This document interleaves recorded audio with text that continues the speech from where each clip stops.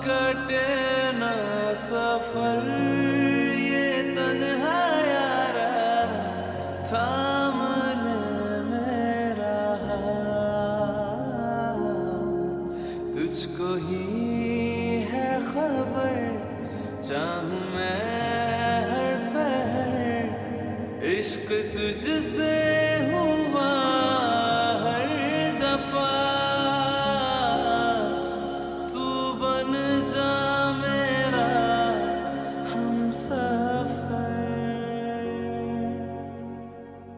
मेरे दिल की है ये ही दुआ चुन लूं तेरे सब आंसू बनकर हमदर्द तेरा।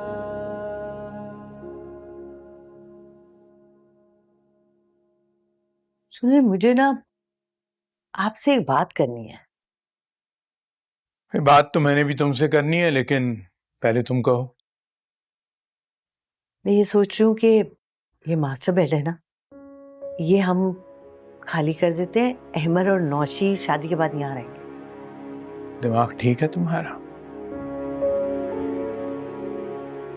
तुम्हें पता है कि अहमद ने दूसरी शादी करने से इनकार कर दिया हुआ है, बल्कि उसने मुझे यह कहा है कि वो घर छोड़कर चला जाएगा मगर दूसरी शादी नहीं करेगा। ठीक है, तो फिर मैं भी ये दुनिया छोड़ के चली जाऊंगी। आप बाप बेटा खुद ही फैसला कर लें। शराब, अल्लाह के कामों में दखल अंदाजी मत करो।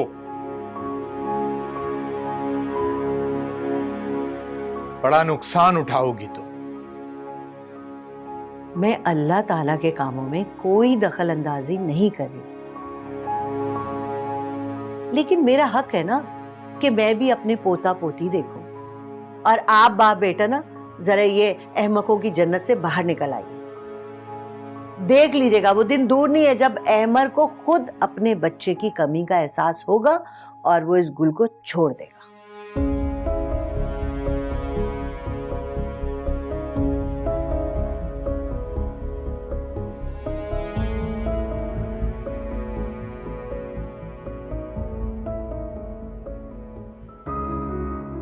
क्या?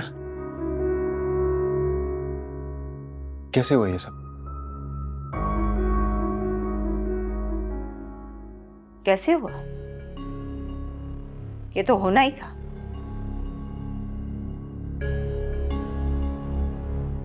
पहले ही दिन उसकी शक्ल देखकर बता दिया था कि किसी दिन फ्रॉड करके सब कुछ लूट कर इस घर से भाग जाएगी। वही हुआ।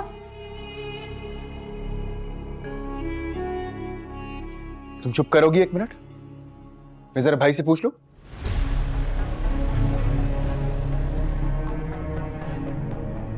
भाई, मुझे तफसील से बताएं क्या हुआ है। 6 महीने से वो एक क्लिनिक जा रही थी।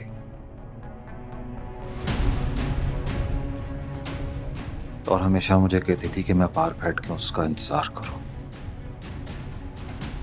आज भी ऐसा ही हुआ।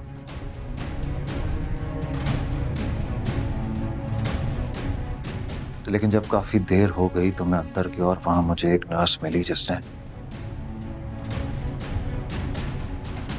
मुझे ये बताया कि ये लड़की बहुत बड़ी फ्रॉड है।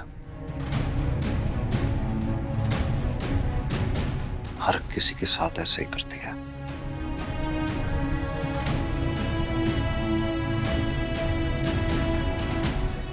सबका सब कुछ लेकर भाग जाती है।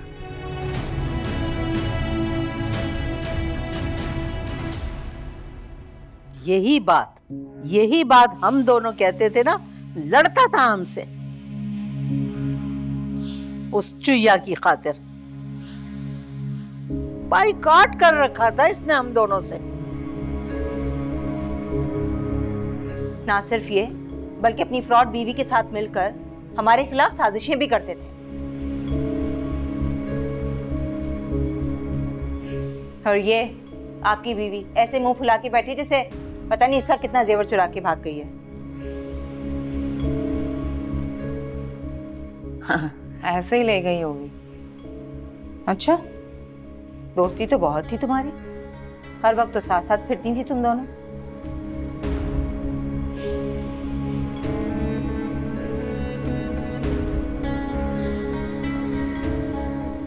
ये सब कुछ इस वजह से हुआ है कि हम आपस में लड़ते रहते हैं। अरे यही लड़ता रहता है हमसे, पता नहीं कौन से कीड़े ने काटा है उसे।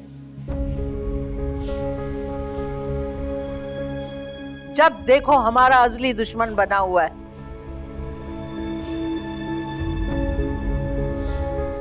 अब देखो कैसा मीसना बन के बैठा हुआ है। बस कर दो अम्मा, बस कर दो ताने देना।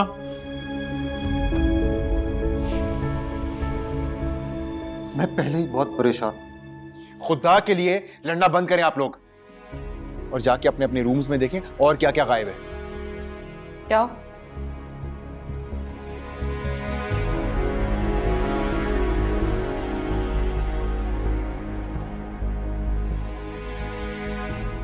अरे नफीस, तूने तो हमारी लुटिया डुबो दी।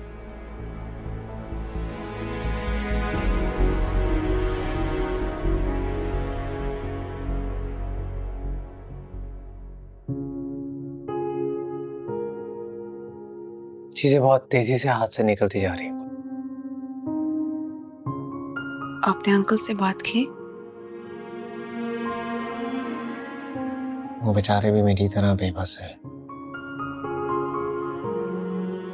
हमें कुछ भी मानने को तैयार नहीं है। वो तो क्या बोलते बोलते रुक क्यों गए? बोले। अम्मी ने शर्त रखी है कि अगर मैंने दूसरी शादी नहीं की तो वो खुदकुशी कर लेंगी। क्या वाकई उन्होंने ये कहा? हाँ, मैंने यही सुना है उन्हें अब्बू से कहते हुए। मैं यही सोच रहा था कि अगर ज्यादा फोर्स करेंगे तो हम घर छोड़कर चले जाएंगे। नहीं, अगर उन्होंने वाकई खुद को नुकसान पहुंचा दिया तो?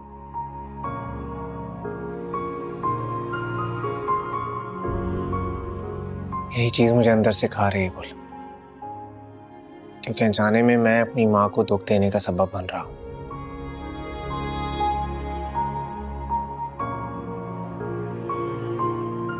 और अलमिया तो यह है कि मैं किसी को सच बताने के काबिल भी नहीं हूं। लेकिन अब बस बहुत हो गया। मैं अभी जाकर सबको सच नहीं, आप ऐसा नहीं करोगे। हम इस मसले का कोई हल निकालेंगे, कोई ना कोई तरीका तो होगा ना। कुल तुम देख नहीं रही हो कि हम किस नहज पे पहुंच चुके हैं। मुझे लगता है कि एक तरीका है और आप उसे बहुत अच्छे से हैंडल कर लेंगे। ऐसा कौन सा तरीका है? आप खाला जान के बजाय नौशी से बात करो। उससे बताओ कि मैं शादी नहीं करना चाहता। क्या पता जब वो ये सुने तो वो अपने आप ही पीछे हट जाए, हमें कुछ करना ही ना पड़े। कुल तुम कहती हो तो मैं बात कर लेता हूँ, बट आई नो कि कोई फायदा नहीं होगा। आप बात करके तो देखें।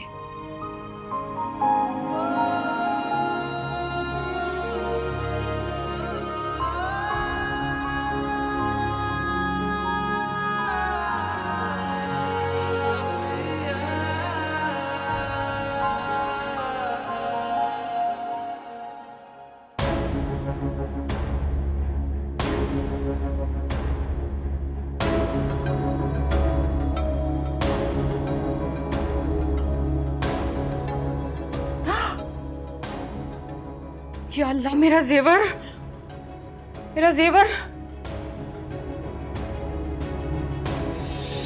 भाई ये लो तुम्हारी अमानत। जितने दिन मेरे पास रही है ना, ठीक से सो नहीं सकी हूं मैं। आज सोऊंगी सुकून से। तुम्हारा बहुत बहुत शुक्रिया पिंकी।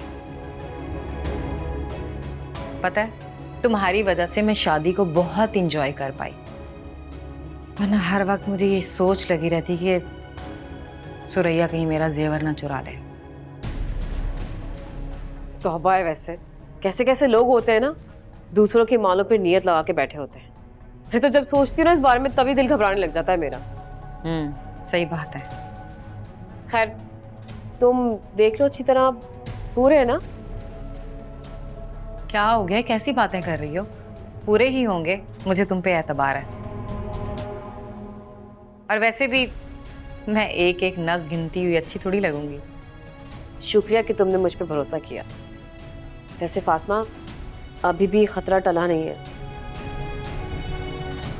जब तक सुरैया जैसी बलाएं घर में मौजूद है ना, कभी भी किसी वक्त भी कुछ भी गायब हो सकता है। हाँ तुम ठीक कह रही हो, मैं इन्हें दोबारा वापस रख देती हूँ। एक बार फिर से तुम्हारा बहुत शुक्रिया।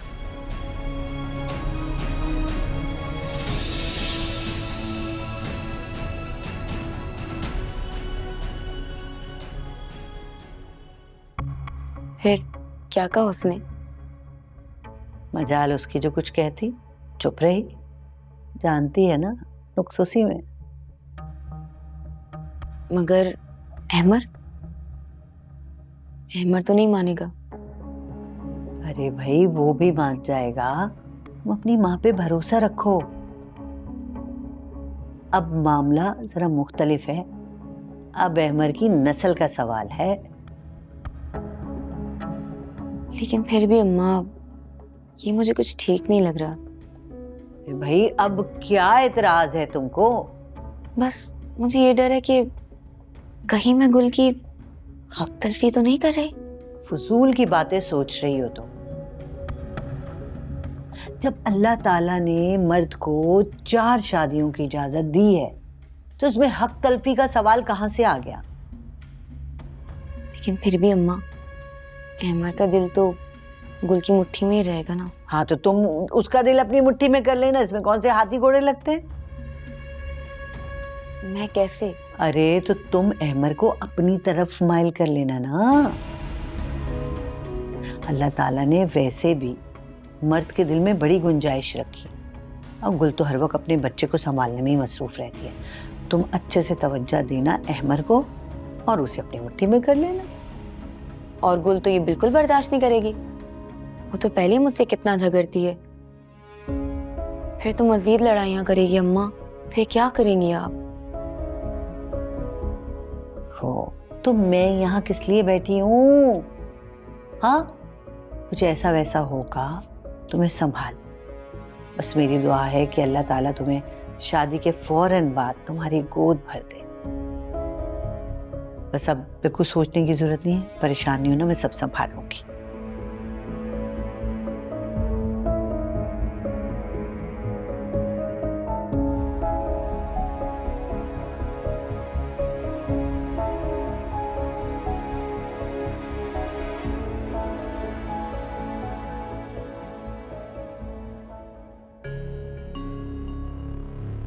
बहुत अच्छा हुआ, बहुत अच्छा हुआ उनके साथ। जो कुछ उन्होंने मेरे साथ किया ना, मेरी ही बददुआएं लगी हैं। हैरत है भाई, वैसे तो तुम्हारा भाई बड़ा सियाना बनता है, लेकिन एक मामूली सी लड़की इतनी आसानी से उसे बेवकूफ बना के चली गई है। इसमें अकल कहां से बीच में आ गई? ये जो कारोबार चल रहा है ना, वो रईस भाई की वजह से चल रहा है। आज रईस भाई हाथ निकाल लेना तो नफीस भाई को सड़क पर आने में 2 मिनट भी नहीं लगेंगे। खैर अब जो भी है, जो होना था सो हो गया। मैं तुमसे सिर्फ ये कहूंगा कि तुम जरा इस मामले से दूर रहो और इसमें ज्यादा इन्वॉल्व होने की जरूरत नहीं है। मैं तो आपसे ही बात कर रही हूँ, वरना आप तो जानते हैं मेरी आदत को, कितना चुप रहती हूँ मैं तो किसी से कोई बात भी नहीं करती।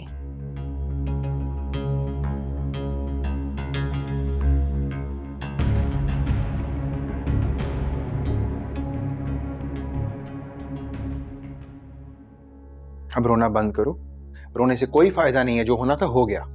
करोड़ों के जेवर थे मेरे, मुझे नहीं पता। आप उस फ्रॉडन को ढूंढे उसे और मेरे जेवर मुझे वापस ला कर दे। आपने मुझसे पूछकर जेवर उसके हवाले किए थे? मैंने उस पर यकीन किया था। मुझे क्या पता था कि वो 1 नंबर की फ्रॉडन है। आंख बंद करके एतमाद करने का ना यही अंजाम होता है। एटलीस्ट एक बार मुझसे तो पूछ लेती या मुझे बता ही देती। क्या बताती मैं आपको? अपनी माँ और बहन के अलावा किसी की सुनते हैं आप? तुम्हारी इसी जलन की वजह से सारे जेवर से हाथ धो बैठी हो तुम। 10 साल से जेवर यहीं पड़े हुए थे, कभी कुछ हुआ उनको? लेकिन नहीं, तुम्हारे दिमाग में बात बैठ गई थी कि जेवर चोरी हो जाएंगे। अब भुगत लो।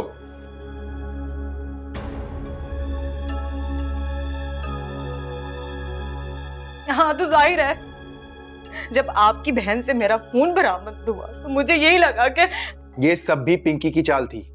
उसी ने बरामद किया था ना फोन। हाँ आप सही कह रहे हैं, लेकिन प्लीज रईस उसको पकड़वाए ना, मेरे जेवर मुझे वापस चाहिए। आई एम श्योर कि वो अकेली औरत नहीं थी, पूरा गैंग शामिल था। ये लोग यही करते हैं, सालों साल किसी एक शहर में गुजारते हैं, वहां शादियां करते हैं, उसके बाद फिर तुम जैसे किसी बेवकूफ को चूना लगा के वहां से भाग जाते हैं। तो फिर क्या करेंगे हम? हाथ पे हाथ रख कर बैठे रहेंगे? नहीं ना। नहीं, पुलिस में रिपोर्ट कर दी है मैंने। कल पुलिस आएगी, यहाँ पूछताछ करेगी, हो सकता है तुमसे भी कुछ सवाल करें। अगर जेवर मिले तो ठीक है, वरना तुम यही सोचना कि वो जेवर कभी तुम्हारे पास थे ही नहीं। मुझे मेरे जेवर चाहिए, मुझे नहीं पता मैंने कैसे यकीन कर लिया उस पे, इतनी बड़ी फ्रॉडन पे मैंने कैसे यकीन कर लिया? कैसे कैसे कैसे? मुझे मेरे जेवर चाहिए।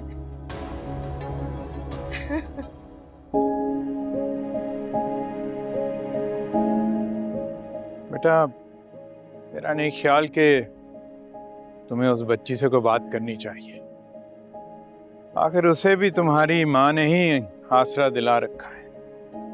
अबू, मैं उसे किसी आश्रय में नहीं रखना चाहता, इसलिए मैंने उससे बात की ताकि उसको इस बात का अंदाजा हो कि मैं उसे कोई खुशी नहीं दे पाऊंगा।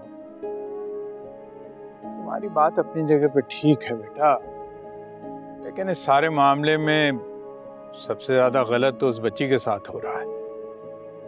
हम सबके साथ गलत हो रहा है अबू। अफसोस की बात यह है कि गलत करने वाली मेरी अपनी माँ है।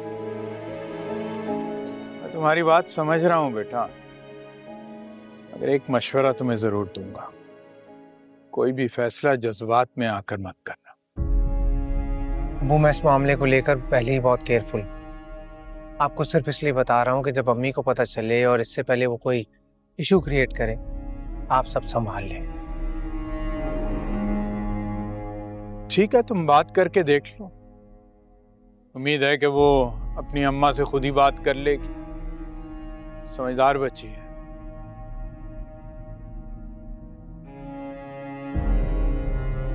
चलो, जो अल्लाह को मंजूर।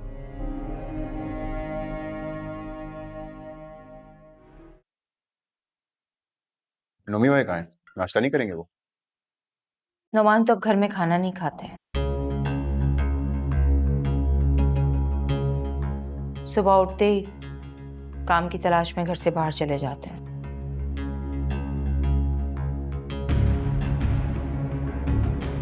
उनसे मैंने कहा था कि मैं बहुत जल्द एक दुकान लूंगा और उसमें सामान डलवा दूंगा इंशाल्लाह।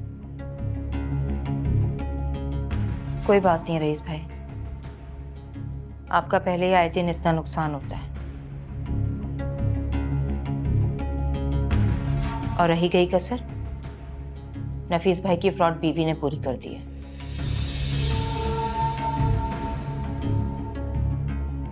नोमान चाहते हैं कि घर में किसी पे बोझ ना बने, इसलिए ज्यादा वक्त घर में नहीं गुजारते।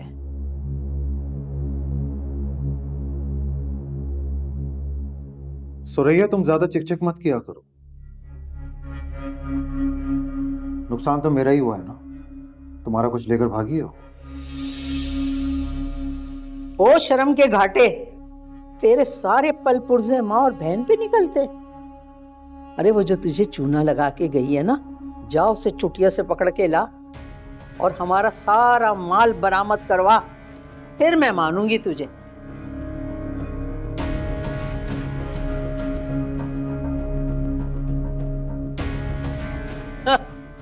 फूकी अकड़, नालायक कहीं का। रईस, तू बता, वो कल मुही का कुछ पता चला? नहीं अम्मा, पुलिस वालों को कहा तो है उन्हें ढूंढे, लेकिन ऐसे कहाँ पता चलता है। और इस तरह के लोग तो शहर बदलते रहते हैं, शायद किसी और शहर में चले गए। और वैसे भी जितना पैसा वो हमसे लूट कर गए हैं, 2-3 साल आराम से ऐश करेंगे। वैसे एक बात कहूँ रईस भाई, जब से हमारे घर में बहुएं आई है ना, घर में पैसों की आमद ही बंद हो गई है।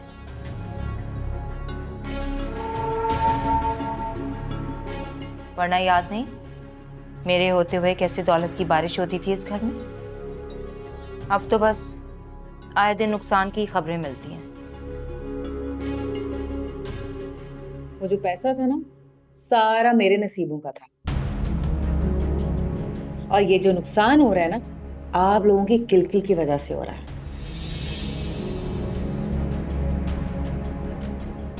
तुम्हारी बेशर्मी को भी दाद देनी पड़ेगी। तुम्हारी वजह से हमारे खानदानी जेवर चले गए, और तुम वही सबके सामने बैठकर जबान चला रही। आप लोग छुरी कांटे से लेस एक दूसरे से लड़ते रहिए, मैं दफ्तर जा रहा हूं।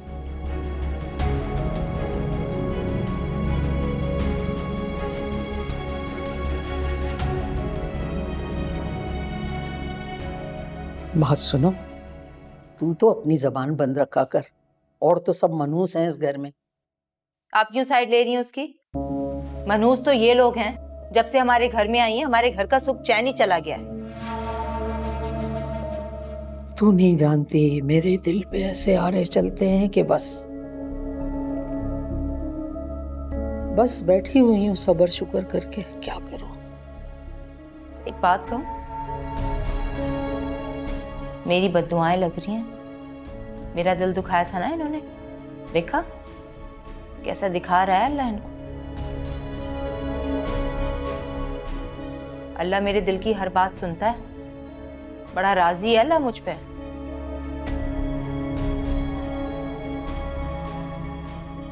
जूस पिए, ले लें।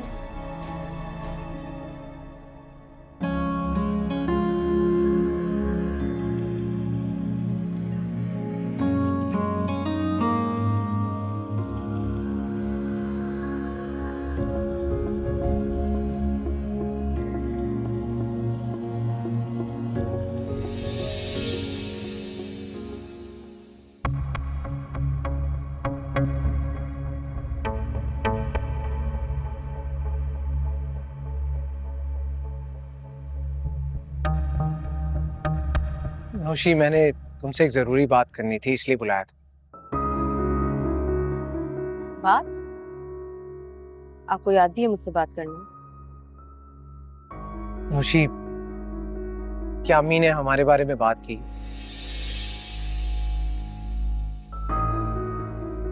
वो तो आपके बारे में बात करती रहती है, फिक्र करती हैं, परेशान होती हैं आपके लिए। नहीं, इस बारे में नहीं, मेरा मतलब है हमारे बारे में। I mean, अम्मी हमारी शादी के बारे में बात। मैंने ये फैसला उनके ऊपर छोड़ दिया, वो जैसा कहें। देखो नौशी, तुम एक पढ़ी लिखी लड़की हो, एक समझदार लड़की हो। मैं नहीं चाहता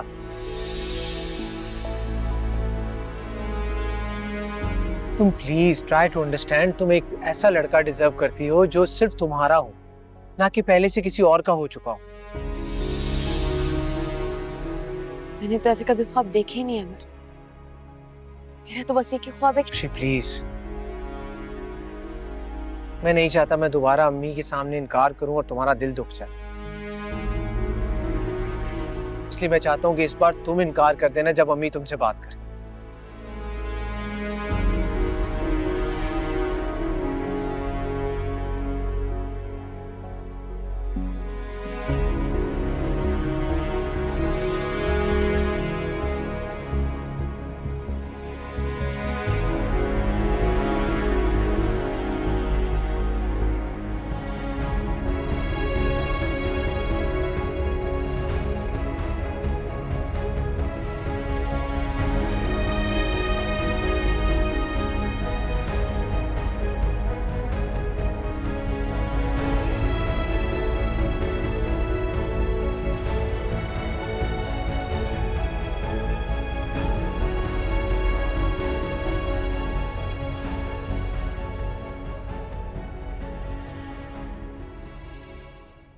तुमने जो करना है ना वो तुम कर लो, लेकिन अब मेरी भी ये जिद है कि तुम्हारी कोई जिद इस घर में पूरी नहीं होने दूंगा।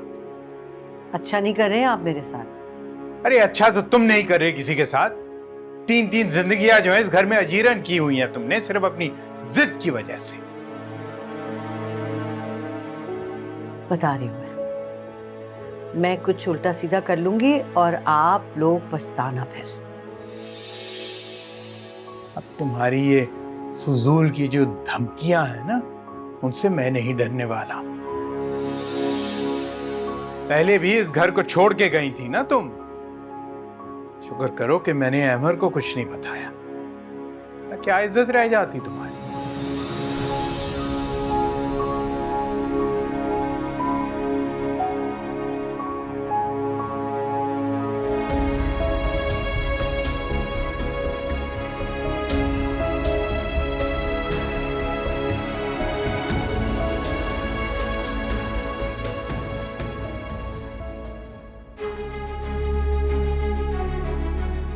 समझती क्या हो तुम अपने आप को? पहले तुमने मुझसे मेरा बेटा छीना और अब मेरे शौहर को भी भड़का रही हो मेरे खिलाफ। मैंने क्या किया? मेरे सामने भोलेपने के ड्रामे मत करना। तुम ना अच्छी तरीके से जानती हूँ मैं तुम्हें। क्या हुआ अम्मी, किस बात पे लड़ाई हो रही? कुछ नहीं हुआ, जाओ यहाँ से, ये हमारी आपस की बात है। और तुमको आखिर इसमें नजर क्या आता है क्या इसमें खास? हाँ, जो पागल बने फिर रहे उसके पीछे पीछे। आधी अधूरी औरत पूरी खुशी तो दे नहीं सकती तुम्हें। अम्मी प्लीज उसको कुछ मत कहे, उसका कोई कसूर नहीं, बल्कि मैं हूं जो। शाबाश। गुल, गुल क्या हुआ? आंखें खोलो गुल। गुल, पता नहीं, 1-2 दिन से मुझे अजीब से चक्कर से आ रहे हैं, लेकिन आज तो। तुमने मुझे बताया क्यों नहीं? क्या बताती मैं, मुझे लगा मामूली से बस चक्कर आ रहे हैं, ज़हनी टेंशन होगी कोई, इसलिए मैंने सोचा कि क्यों परेशान करूं, सब ठीक हो जाएगा। बताते हैं ना यार, मैं उसी वक्त तुम्हारा भी चेकअप करवा लेता, लेकिन परेशान मत हो।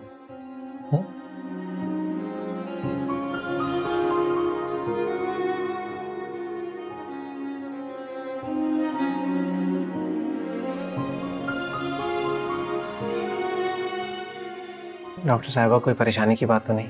बिल्कुल भी नहीं, बल्कि गुड न्यूज़ है। और अगर मैं कहूँ कि मौजिज़ा हो गया तो वो भी गलत नहीं होगा। मैं समझा नहीं। आपको बहुत बहुत मुबारक हो, आपका इलाज कामयाब हो गया, आप बाप बनने वाले हैं।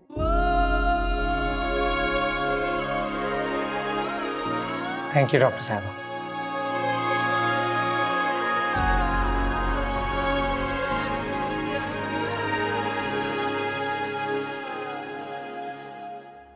मुबारक हो बेटा। Thank you Abu. आखिरकार उसका कर्म हो ही गया हम पर। बेगम साहब आपको भी बहुत मुबारक हो, दादी बनने वाली हैं। हाँ हाँ भाई, खैर मुबारक, सबको मुबारक। दरअसल ये खुशी की खबर ना इतनी अचानक मिली कि मैं तो बौखला गई बिल्कुल। वैसे आप तो समझ बैठी थी कि अल्लाह के यहाँ सिर्फ अंधेरी है, नाउजुबिल्ला, लेकिन भाई कैसी बातें कर रहे हैं आप? जाने देना, खुशी का मौका है, किरकिरा तो मत करें कम से कम।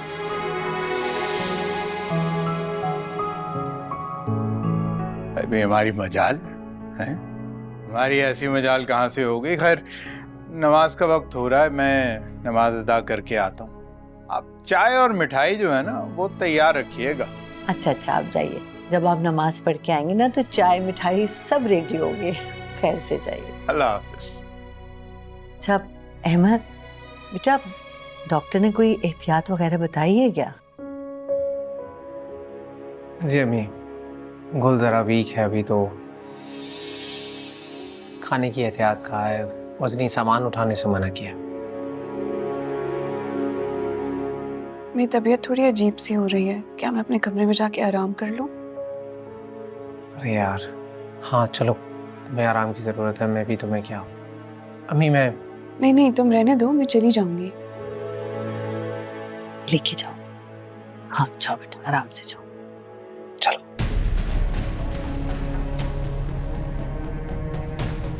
भाई जमीला, सबके लिए चाय बनाओ भाई।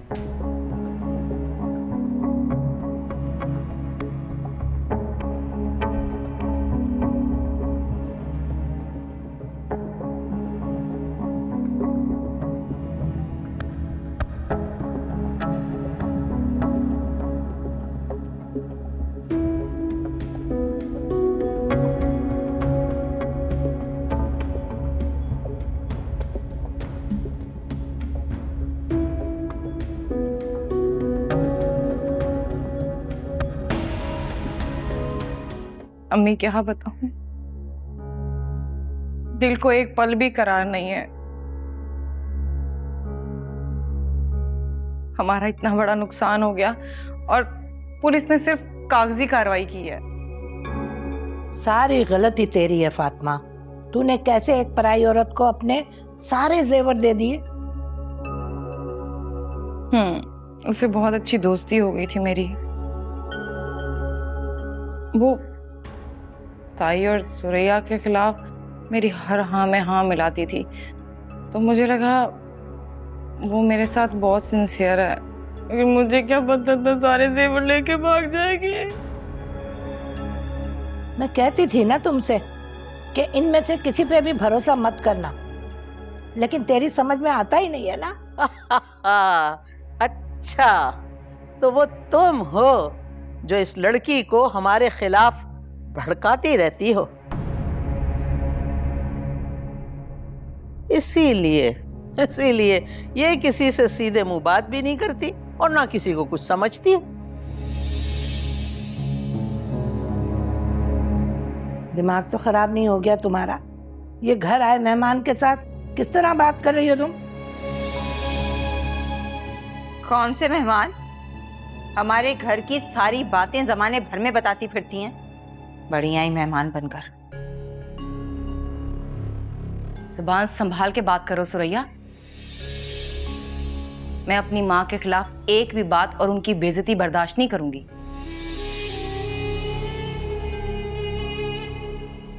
बर्दाश्त करने के लायक तो तुम नहीं हो, और ना ही तुम्हारे करतूत ऐसे हैं कि तुम्हें बर्दाश्त किया जाए। मत भूलो, अच्छी तरह जानते हो कि मेरे मासूम भाई को किस तरह से तुमने फंसाया था, कैसे तुमने शादी की और मेरे भाई पर कब्जा कर लिया। अच्छा, तो तुम कौन सा दूध की धुली हुई हो? जिस तरह से तुमने नोमी भाई से शादी की है ना, सारा खानदान जानता है।